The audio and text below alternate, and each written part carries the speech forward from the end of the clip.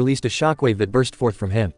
Their eyes widened in understanding as they knew what it was. This shockwave of haki was much stronger than it had been before now, much more like the one that Luffy unleashed back against those new fishman pirates. This one spread across the entire battlefield, touching each and every person, and already eyes were sent rolling back.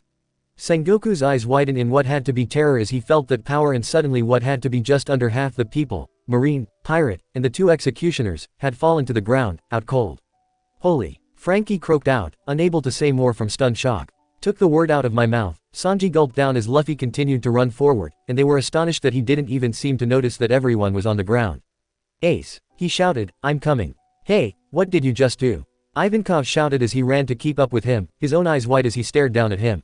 He wasn't the only one, everyone was now looking directly at him, at least everyone who was still awake anyway. What they had just seen Luffy do shocked them all to the core, even the pirates were all too dumbfounded to move for a moment as they watched him run forward. All around them, familiar faces couldn't have looked more stunned, such as Aokiji, who actually looked taken back by that display. Mihawk, who wasn't too far away, was looking slightly impressed by what he had just seen, yet at the same time that he didn't seem all that surprised that Luffy was capable of something like that.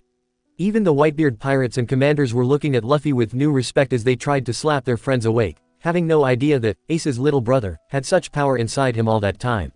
If you can't withstand it, then stay back. One of the Marines ordered with a shout, sounding freaked out. Don't think of him as just some kid. Think of him as a monster.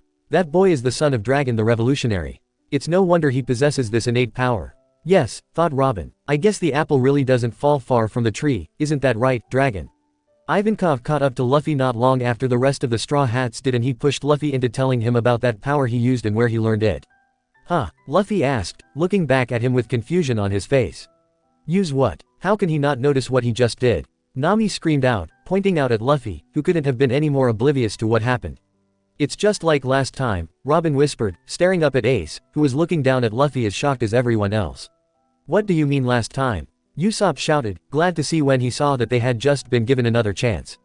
You mean back at Amazon Lily? No, Robin panted, growing tired of all this running as well. I mean when Ace first used it, don't you remember? When Ace? Nami asked before she gasped, remembering as well. Back during the Grey Terminal fire, Luffy's life was in danger and Ace had been so desperate to save him he had tapped into a power he never knew he had. In his desire to save someone he cared about, as well as all the stress that he had gone through up to that moment, he had been able to unleash Conqueror King's haki even at the age of 10. All he cared about was saving someone he loved from dying. Robin nodded, he didn't even realize what he had done because all his concern was for Luffy. This is the same thing, all Luffy was thinking about was saving Ace. It comes full circle, Zoro said, knowing what she was talking about. Ace once used that haki to save Luffy from dying by the sword, and didn't even notice it, just as Luffy was able to save Ace from losing his head there in his desire to protect him. Brothers, it was their bond that allowed them to each awaken their most powerful ability. No, Ivankov said, suddenly meek. It's nothing. Why doesn't he tell him about it? Frankie asked. Well, now is not the time to be talking about it, don't you think? Sanji shouted, spitting out the used-up cigarette and now trying to go for another one. Damn it, why does this keep being stretched on here? Why not just get it over with? Don't say something like that. Nami shouted furiously at him and gave him a hard hit to the head. I don't wanna hear you say that again. Yeah, you jerk. Usopp shouted out, his teeth sharp and Chopper looking close to biting down on Sanji's leg for saying that. You want Ace to die? Moron. Sanji snarled, of course I don't want that, but we know that's what happened, right? But it keeps toying with us here. It's like Luffy's going to be able to escape with Ace after all, but we know that's not what happened, right? They all glared at him, but not a single one of them had the heart to be able to tell him off. For the sad fact was that they knew that he was right. Now, another Marine declared loudly, and they were glad for the distraction for a moment before the Marine shouted that they were to kill Luffy no matter what it took. That boy must not survive this battle. If he does, then he will certainly become a grave threat to us in the future. Like hell we'll let you freaks take him out. Usopp shouted angrily, wishing that he could fight just a few of them for just saying all that. Well, that did it, Robin panted as the Marines all seemed to forget about the other pirates, and even about Whitebeard. Luffy just jumped to their most wanted list. Why? Nami asked, I mean, I know that what he did ruined their plans, but how is that a bad thing? I think that it's the opposite here. I know that, Robin told her, but think of how many of the most fearsome pirates in history have had that power. Whitebeard, Rayleigh, Shanks, and many other big names in the New World are capable of the conquering king. Now that they know that Luffy has it, if this is the kind of power he is able to do without any control, imagine what he can do if he is able to learn how to use it. We've all seen it firsthand. Yes, Brooks said thoughtfully, Luffy-san was able to take out 50,000 men in just a single moment with that ability. And now that they know that, they now see just how dangerous to them that he can become someday, Robin answered, her anger growing as well. They won't let him leave this battlefield alive if they have their way. They want to stop him before he is able to grow into the threat that they now see he can become. Yeah, I can see what you mean, Chopper gulped as he looked at the murderous looks on the Marines' faces. This wasn't fair though. What did Luffy ever do to deserve this? It was one thing to want to kill someone if they were a bad guy, but Luffy was anything but that. And no matter what the others said, he just couldn't understand why anyone would condemn someone just for being born. He hated this. He hated this so much. But as the Marines swarmed at Luffy, it was Whitebeard that stepped in. He sent a quake right through the air, blowing the Marines that were closing in on Luffy far away. Though not as powerful as it had been before, it was more than effective to get everyone to look back at him. When they did, he was actually chuckling darkly to himself. A bunch of cowards, you Marines, he said. I couldn't have said it better myself, Zoro agreed. Really, an entire army against one person. They're all cowards in his eyes. Are you all really that scared of one kid? Whitebeard taunted. What happened to wanting to take my head? You know, I'd be pretty pissed off too if they all forgot about me like that, Sanji said reasonably. Really, decades of hard work and reputation of being a monster, only to be showed up by a newcomer. That would suck. And Whitebeard ended up causing more damage by creating another quake to remind them all that he was the one in charge here. The guy is bleeding all over the place and he's still kicking ass. Frankie roared with laughter. Damn, that's what I want to be. Even when I'm 100 years old, I'm still a freaking tank. Well, you keep rebuilding your body so I don't think you need to worry about that, Usopp pointed out. Maybe you should be more concerned about rusting, Robin actually teased. But for Whitebeard, she looked up to see the blood dripping down from his chest, and from his head. Even though he had gotten this many injuries, he kept battling on. She could see why Ace would look up and even admire him as much as he did. Once the Marines remembered that he was still alive on the battlefield, they forgot about Luffy once again, turning their attention back to Whitebeard. They seemed to figure that since he was this badly wounded, it would only be a matter of time before he finally fell. They would go back to killing Luffy once they were sure that he was dead. Whitebeard only smirked at them all, as if they had all just signed their own death warrants. As for the commanders, they all continued to stand guarding Whitebeard's back, looking ready to fight to the death alongside him. This was good for Luffy in the Straw Hat's opinion, but not everyone was willing to give up killing Luffy at the moment. He was still dealing with several hundreds of them, even with Ivankov backing him up, there was no end in sight. Every time he kicked one ass, a dozen more popped up to fight him instead. This seemed impossible to them all. But as the battle went on, something soon happened that stunned them all. Men, Whitebeard boomed out loudly. As of right now, back up Straw Hat Luffy with everything you got left. Did I just hear right? Brook gasped out. Whitebeard ordered all of his men to back up Luffy. I guess so, Zoro said, wondering if he heard right as well. Everyone around them, including Whitebeard's own men, were just as surprised by his order. Back up Ace's little brother. One of the pirates questioned. You heard Pops. Someone else shouted. Move it. You mean he's giving all his support to Luffy? Chopper asked in awe. Did this really happen? Must have, Robin smiled, nothing having been this surprised since she found out that Hancock had fallen in love with Luffy. After seeing how far he is willing to go to save Ace, he decided to put his trust in him. She looked to her crew and smiled brightly. After all, our captain has always been worth betting our lives on. He's always been our winning trump card. The others all smiled as well, understanding what she was saying at once. How does he do it? Was all Usopp could ask. How could that rubber-brained idiot get the king of the sea on his side? That Luffy, he didn't even know how to describe what he was seeing. This is it though, Zoro added, his smile fading to a much more serious look. Duly noted, Usopp said, really wishing that their good news could last longer before they felt the need to remind them of the bad all the time. And here was some more bad news. It was Kizaru once again, ordering everyone to take out Luffy.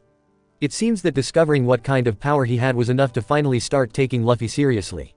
Yet, thankfully, more good news appeared in the form of the Whitebeard pirates. They had come charging in out of nowhere and began to fight the Marines in Luffy's place, leaving him to run forward. They were protecting him from the more powerful Marines, as well as keeping the massive horde of weaker ones at bay, and they were actually starting to make progress in moving forward. "We, New World pirates, will lend you a hand," one of them exclaimed. "Ace is right in front of us. Let's go, Straw Hat." Another one yelled. Luffy was baffled at how much help he was getting all of a sudden, but Nami was looking close to slapping him awake. "Luffy," she said angrily, "right now, the Marines are focused on Whitebeard. And everyone's helping you here. If you miss this chance, you'll never get past through the admirals. You really gotta hand it to Whitebeard," Frankie said, looking back to see that the old man was now dealing with Kizaru. "He knows how to draw in a crowd, doesn't he? Kinda hard not to notice him," Brook said as they began to run once again, the platform actually looking closer now. "This is serious, Straw Hat Boy," Ivankov shouted out, who was still running next to them. "It's been serious since this stupid war started," Chopper said anxiously. "I don't think he was talking about that." Sanji disagreed, "Though I'm with you on that part. The world's mightiest pirate is testing you here," Ivankov explained. "He has put all his faith in you. Do you know what this means? I'm asking if you have the resolve to live up to his expectations." "Oh, I'm sure that he will," Zoro panted, "but we're not here for that now, are we?" "I don't think that Luffy could care less about what Whitebeard thought of him, to be honest," Robin pointed out. And it was no surprise to her or any of the others to find out that was true. "I don't know anything about old man Whitebeard," Luffy stated honestly. "I only came here for one reason." After he sucker punched a Marine out of his way before he shouted out, "And that's to save Ace." Usopp smiled at those words, feeling a warmth spread inside him at that touching declaration, at least until he saw someone standing in front of them again and he screamed in fear when he recognized who it was. "Oh, not him again," Nami cried out, looking around for that Vista guy again or someone who can deal with this guy. "Straw Hat Boy," Ivankov shouted in fear when he saw him as well, "get out of here. It's Hawkeye. I thought that he was already dealt with earlier." Brook cried out in fear. "What are we gonna do? He almost had his arms cut off the last that we saw him." "I guess he wanted to test Luffy's luck again," Robin said, though even she sounded anxious. She knew that he was right. However, Luffy wasn't in any shape to face someone as strong as Mihawk, and he might not be as lucky as he was last time. Mihawk attacked with another bolt of green energy right off the bat, and Luffy was getting ready to dodge it when, to their amazement, someone took the hit. "What the hell is he doing here?" Zoro cried out, his eye widening in shock when he saw him. It was Mr. One. He had stepped in at the last moment and protected Luffy by shielding him from that attack with his own body. Yet it didn't seem to have done that much damage, if at all, on his hard as steel body. Luffy began, just as surprised as Zoro at seeing this guy defend him like that. "Boss's orders," Mr. One said causally, not even bothering to look at him. "The Marines are enemies for the time being. So go." "Crocodile's orders," Nami gasped out as Luffy ran around him and headed straight for the platform. "Nothing about this war makes any sense to me," Usopp yelled out, feeling like he was losing his mind here. Zoro frowned, remembering how difficult it had been for him to fight this guy before, and how at the end he had finally learned how to cut steel. It seems that he owes this guy 2 bits of gratitude: first, learning how to cut steel, and 2, for protecting Luffy for him here. "So, you're Daz Bones," Mihawk spoke up, looking at him with polite interest before he slashed much more forcefully than he had before. This time, he cut right through Mr. One's steel body and blood burst forth. He cut his body as if it was made of paper. Brook gasped out. "Damn," Zoro said, shaking his head. He had almost bled to death trying to beat him, and Mihawk took him out without any effort at all. Just how weak had he been in those days? Yet, he was back on high alert when he saw Hawkeye going after Luffy once again. But when the next person who stepped in to block it came, they felt for sure that the world was ending. Crocodile had come flying overhead, jumping clear over Luffy, and had managed to stop the blade coming down on Luffy's head with his hook. "Crocodile," Mihawk mused, though even he seemed surprised by this. "I'm in a bad mood right now, Hawkeye." Crocodile snapped at him, "So you better watch yourself if you don't want to die." "Is this a dream again?" Chopper asked, his eyes wide. Mr. 1, Buggy, Whitebeard. Frankie said, counting off on his hands but quickly losing track. What the heck is going on here? Mr. 1 is one thing, but Crocodile. First he saved Ace, and now he's helping Luffy out, Robin said, shaking her head, unable to believe that the crocodile that she once worked for, and this one here were the same man. Maybe being in prison changed him more than she thought. Okay, maybe this is a dream. Usopp said, thinking back on it before he punched his fist into his hand. I'll start to really worry if Arlong shows up and offers to help Luffy. Judging from how things are going, it wouldn't surprise me if that did happen, Zoro said, though now that he thought of it. Maybe Crocodile was only helping Luffy just to tick off the Marines. That would explain a lot, and if you wanted to piss this sorry bunch off, he couldn't think of a better way to get back at them than to protect someone you thought of as an enemy. But then again, who knows what's going on in that man's head? Crocodile barely glanced down at Mr. 1, looking disappointed before he asked disinterestedly, "How long do you plan on sleeping, Mr. 1?" Mr. 1 slowly pushed himself up, still bleeding heavily, but was far from over as he grunted out, "It looks like my body might have gone soft during my time in prison." Soft, Brook yelled out, thinking of the boiling blood and the vicious animals. Well, what's hell for some is more like a vacation to others. Zoro shrugged. He personally wouldn't mind a chance to test himself against those hells and see if they would be enough to stop him. "You're in the way, Straw Hat," Crocodile said snidely to Luffy, who glared back at him. "Get lost already." Looking like he couldn't stand the thought of taking orders from him, Luffy didn't need to be told twice to go on ahead. As they ran on ahead, they could see that other familiar people were fighting with more people they recognized. But most noticeable was Hancock, who was a good distance away, and she was busy dealing with Sentomaru, who was looking ticked off at her as the broken remains of at least a dozen pacifistas laid scattered around her. "How many has she taken out over there?" Chopper yelled out in amazement, and she was still going strong. "I don't know, but I think I'm in love," Brook sighed, admiring Hancock sitting up on her snake as she glared coldly at Sentomaru. Nami could see Sanji about to start proclaiming words of love as well, so she did that cute, innocent look once again to get Sanji's attention. It worked so well, that he had turned to stone and they left him far behind. "Nice going," Zoro said approvingly, and slightly said when he saw Chopper transform to his heavy point so that he could drag the cook along behind them, trying to slap him awake. "Oh, just leave him. We're better off without him." "Shut up. We got more important things to worry about than the fact that Sanji's brain dead." Usopp shouted, pointing on ahead. "Look, we're almost at the foot of the platform." And when they looked, they saw that he was right. Ace was almost directly above them now, and not only that but the way was cleared. The Whitebeard pirates had formed a large pathway for him, all of them forming a kind of wall, refusing to let any marine pass their barricade and stop him. And with the warlords and admirals out of the way, focusing their energy on dealing with the more powerful pirates, there was no one left to stop Luffy. They were staring around, unable to believe this, all of it too good to be true. "The path, it's open." Luffy gasped as he ran past them all, no longer having to fight his way past the endless mass of marines. "The execution platform is right in front of us, Straw Hat Boy." Ivankov shouted, still bringing up the rear. "Keep going. You're almost there." "Right," Luffy declared, and they ended up leaving Ivankov far behind. But as Robin looked back, she noticed that he had stopped running, and the drag queen seemed to be speaking to himself, at least until she saw a familiar hand bringing out a glass of wine from Ivankov's afro. Her eyes widened and normally she would have burst out laughing, yet she was already so emotionally and physically drained here that she couldn't muster up the energy at that second. Though he had been poisoned heavily before, he looked mostly recovered from his experience as he jumped down and transformed his hands into the pair of scissors, running them along the ground right after Luffy. "What's that snipping sound?" Usopp shouted, none of the others having looked back and seen what Robin had. "Inazuma-san," Brook gasped out, pointing behind them, and they all looked, with Robin smiling a little. "Where'd he come from?" Nami gasped, she didn't remember seeing him since they were on that warship from before. "Where has he been all this time?" "I don't know, but I'm so relieved to see that he's doing all right." Brook sighed happily, "I was worried about him. And it's a good thing that he's here now too." Robin smiled as Inazuma zoomed right past Luffy, cutting up the ground. Inazuma suddenly stopped, and with a long, swiping motion he lifted the long strand of stone up, with it bending and waving along like it was made of rubber, before it crashed right at the top of the platform, in front of Ace to form a bridge. More Marines were desperate to stop them, but the commanders were the ones who stepped in and dealing with a whole barrage of cannonballs that were just fired. All of them still rooting Luffy on themselves, even Kizaru looked ready to stop him himself, but before he could even think of getting anywhere, it was Whitebeard who slammed his weapon right into him, forcing him to keep his attention on himself. "I don't believe it," Nami gasped, "Luffy's actually going to make it here." "Don't count your eggs before they hatch though," Robin spoke up, her smiling fading as confusion set in. It looked like she was right, however. Luffy was almost there, he still had the key to Ace's handcuffs, everyone else was dealing with the Marines. What went wrong? How was Ace killed here? She glanced at Zoro, who caught her eye contact, and she could tell that they were both thinking the same thing. Something had to have gone seriously wrong for Ace to have been killed here. What could have happened?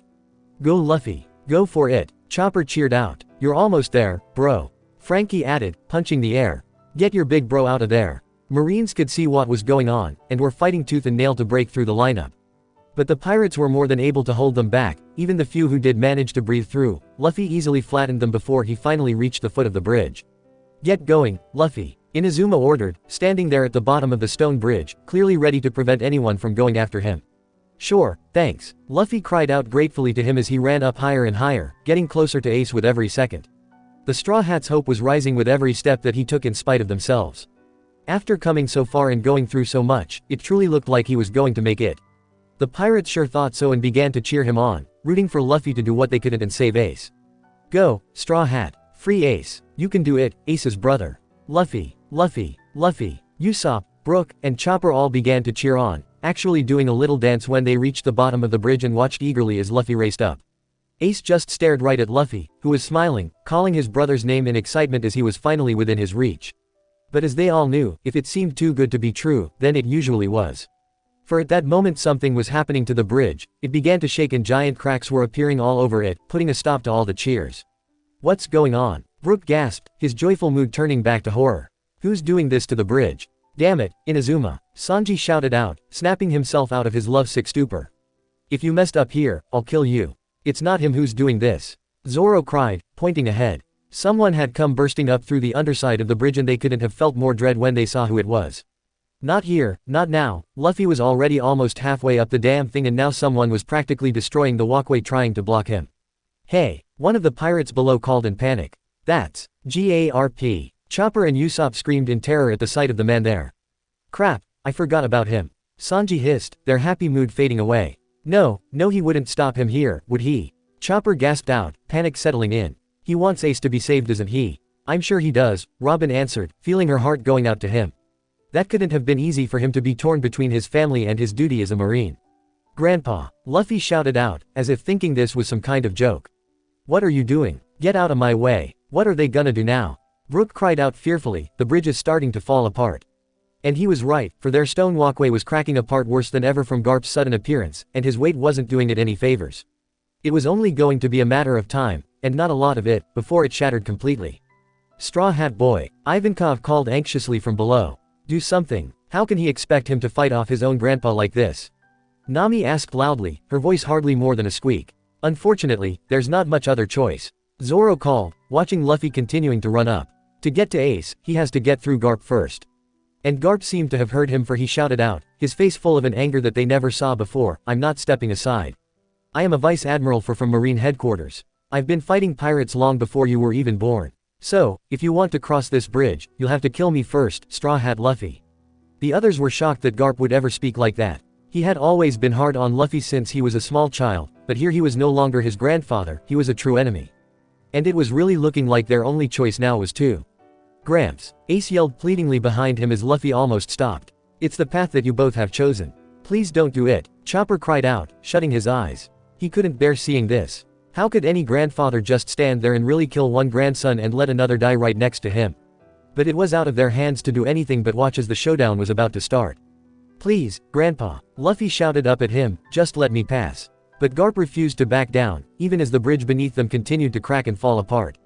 They had seconds at most before the whole thing collapsed. But no one was paying any attention to that, hardly daring to breathe as they watched this family, however messed up it was, face off against each other.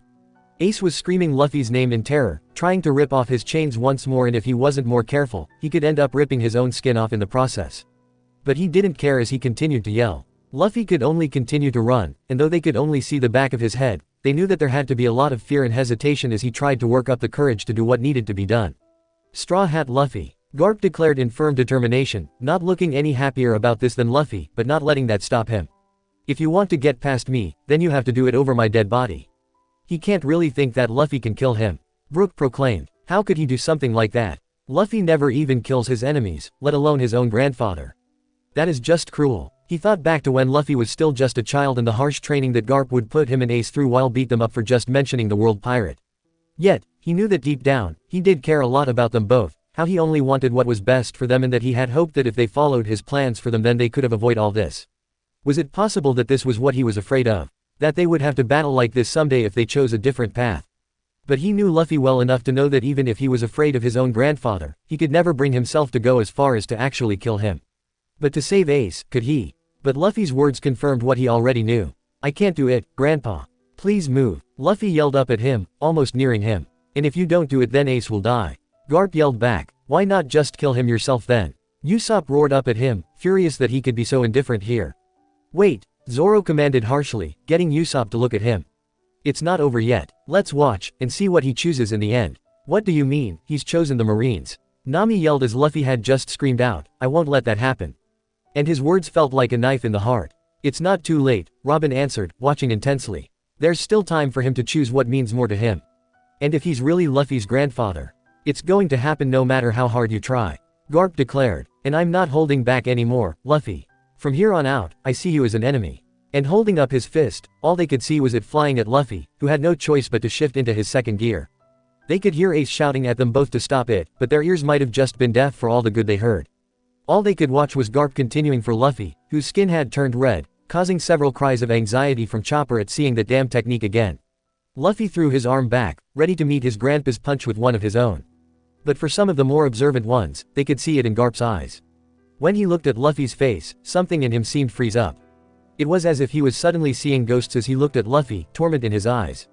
The Straw Hats froze as well, holding their breath as they watched and waited, and sure enough, Garp had closed his eyes at the last second, and that was when Luffy slugged him hard in the face. The hit was so strong that it sent Garp flying downwards with blood bursting from his mouth. He fell, headfirst, towards the grounds, opening his eyes for just a moment to look at Luffy and Ace one last time before he seemed to just accept whatever was going to happen here. He ended up crashing right into the ground headfirst with his feet sticking out. Damn, that was tough to watch, Sanji said as the bridge collapsed, but Luffy was still able to jump from the falling pieces to try and make it the rest of the way to where Ace was. In the end, he chose his grandson's over duty. Robin smiled sadly, shutting her eyes and lowering her head a little. I had hoped that he would. Enemy or not, they're still family, Usopp pointed out. A dysfunctional one, but still. Blood's thicker than water, Zoro agreed as Luffy jumped from falling rock to falling rock, and they watched as he long last made it to Ace on the top of the platform. But he did it. Usopp cheered out, tears of joy falling. He really made it. You go, bro. Frankie cheered out as Nami and Chopper hugged each other joyfully at seeing Luffy finally making it there. Finally, Luffy gasped out, as if it hadn't sunk in that he was there. Finally, I finally made it. And he punched the air jubilantly as Ace stared up at him. Luffy, he said, but for the first time since this war started, he actually smiled, real pride on his face as he said, you're one hell of a guy. Took the words out of my mouth this time. Zoro couldn't help but smirk, but he looked to see that Sengoku was still there and there was a deep anger in his own face. But they can celebrate later. He didn't know much about the fleet admiral in these days, but he knew enough that he didn't become the leader of the Marines for being weak. And there was no way that he was just going to let them escape when he was standing right next to him. They watched anxiously as Luffy reached into his pocket and pulled out the key that Hancock had been able to slip to him earlier. Luffy went around Ace's back to where he was still cuffed and was getting ready to unlock them, but he was so focused on the chains that he didn't notice that Sengoku began to glow in a bright golden light. Oh, you've got to be kidding me. Sanji yelled. Another devil fruit. It would make sense for the fleet admiral to have a powerful ability, Robin said worriedly, having heard of his ability before. They call him, the Buddha. Why do I not like the sound of? Nami's words were soon interrupted when she screamed when she saw just why he was given that name. Sengoku suddenly grew gigantic, his limbs growing out of proportion so that he had enormous arms, with rather tiny legs. But no one was even looking at that as Sengoku's body was glowing with that golden hue, almost like a polished gold statue. He towered over the two brothers, who were staring up in fear. What the hell is he? Usopp shrieked, scared out of his mind. He's some kind of god. Not quite, but not far off. Robin shouted, sweat falling from her face. That is a human fruit. The model, Buddha. He can turn into a real-life Buddha. Nami shouted. Damn it, Luffy. Sanji yelled, get the hell out of there if you want to keep living. Both young men froze as they stared up in horror as Sengoku raised up his fist, slowly preparing the execution himself. Luffy was now scrambling to get those cuffs off Ace's wrists, but a laser of light flew over their heads and headed straight for Luffy. Though the attack didn't touch him, even from this distance they could hear the sound of the key breaking apart and clattering on the platform. What happened that time? Chopper shouted out, unsure of how much more he could take. It was Kizaru. Zoro snarled, glaring back to see the admiral there with his finger glowing slightly, a smug look on his face that he wished that he could wipe off with his blade. One hell of a shot, Usopp said, gritting his teeth.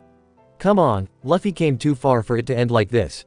He looked back up to where he was, fear filling him at the thought of this might be where their luck runs out. Luffy panicked when he held up the broken key, not knowing what else he could do, not that they had any idea. It looked pretty bad for them all, and dread was sinking in quickly. Straw Hat Luffy, Sengoku declared in a loud voice that shook with power. You are also a renowned criminal who deserves the death penalty. No, he doesn't, Chopper yelled out furiously. Now, as with your brother, I will execute both of you myself.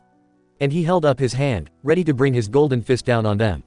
Usopp was biting his nails so hard that he started biting his fingers instead, not noticing it however as he gave a silent prayer for some kind of miracle for them to make it out of this mess. Yet one of the executioners was stirring, slowly raising his head up, and when they saw his face, there was more cries of astonishment coming from most of the crew. Mr. 3, Chopper, Nami, and Usopp all shouted out, their jaws dropping. What's he doing there? Brook cried out. Wait, that means he was trying to kill Ace before. Nami gasped. What's going on here? Mr. 3 slowly sat up, rubbing his head in a dazed expression. They were too far away to hear what he was saying, but he was clearly wondering why he had passed out all of a sudden. What a lousy thing to wake up to, Zoro said, looking up to where Sengoku was still there. 3. Luffy shouted when he saw him, why are you here? But Mr. 3 didn't answer as he just noticed the light that was almost blinding him and he looked up. When he saw Sengoku there, he began to scream in the utmost terror like he was having a nightmare. What the hell is that? He shrieked out. Too long to explain, just get out of there. Nami yelled up, yet Robin's eyes widened as she remembered something. His powers, there might still be a chance that. Hey, 3, Luffy yelled as he stuck his thumb up to his mouth. Make a wall and protect Ace. And he bit down hard on his thumb, prepared to blow air into his body again just as Sengoku threw his punch. Mr. 3 created a wall of wax around him and Ace just as Luffy blew air into his stomach, growing into a large kind of cushion between them. The Straw Hats froze, their hearts beating so hard that they could feel their chests ache. The force from Sengoku's attack was so great that even from here they saw Luffy spitting up blood and the memory darkened threateningly, as if he was close to passing out. Chopper whined and covered his eyes, feeling like his insides were being torn apart at the thought of how much worse Luffy's injuries had to be. But then they felt some kind of shockwave, both like but completely different from the ones that Whitebeard used, but it was still enough to make the entire memory shake and tremble. Sengoku looked surprised by this development however, that all three of them were still alive, yet he kept pressing down hard, trying to get through and finish what he started. It was all a matter of seeing who will give in first. And it was the platform that ended up collapsing before either fighter. It shattered and cracked, slowly toppling as they ended up fall. Some of the Straw Hats were screaming in fear as they watched with wide eyes when they saw the three falling. Luffy had shrunk down to child size and Ace was still chained, yet it was Mr. 3 who had a plan. Spinning around in midair to Luffy, he held up his hand as wax formed. I can make a key for you. He yelled out quickly, you can still get the shackles off in time. You mean? Brook gasped, having forgotten all about that. There's still a chance. Sanji shouted out, knowing that it was all a matter of timing. If they were even just a second too slow then. But why? Nami cried out. Why is he risking so much to help Luffy? I got it. Luffy shouted out as they were all wondering Mr. 3's motives as well. Mr. 3 looked choked up, but he gave his answer as he formed a wax key. If I were to tell you that I'm here to honor the last wish of a friend, would you laugh at me? He asked Luffy. You mean, Bon Clay? Frankie shouted out in astonishment. He's here because he's, and tears started to well up in his eyes. Just when you think you know someone. Robin whispered to herself, having never thought of Mr. 3 doing something like this. But then again, people can change if they want to. Even someone like him has some honor in him that he was loyal to in the end. I'd never laugh at that. Luffy squeaked out, spinning to face him as well as Mr. 3 tossed the wax key at him. Then hurry up and save your brother, Straw Hat. He shouted as Luffy caught it. Got it. Luffy shouted back as Marines below took aim and fired up with mortar cannons. Some of the Straw Hats screamed out, their own words suddenly deaf to them as they watched. This had to be at this time, Luffy couldn't get to Ace in time and. But then, all they could see was a blind explosion around them. Fire and smoke engulfing everything around them, so they couldn't see anything but the fireball. No one dared to say a word as they watched, their breaths held and their hearts actually stopping as they stared ahead, preparing for the worst. The Marines were trying to tell themselves that they had to have done it, that no one could have survived those blasts, and they were all dreading the same thing by the time something fell through the fire and made a loud clattering noise. What hit the ground was a pair of unlocked handcuffs. No, Nami whispered, her eyes going so wide that she was actually worried that they might accidentally pop out of her head. You mean, he actually. Luffy, Robin whispered as shock took hold. He's. Brook gasped, pointing up ahead as even more fire burst inside the smoke, creating a kind of tunnel of flames bursting out, creating a way out, and inside it they saw a pair of glowing eyes.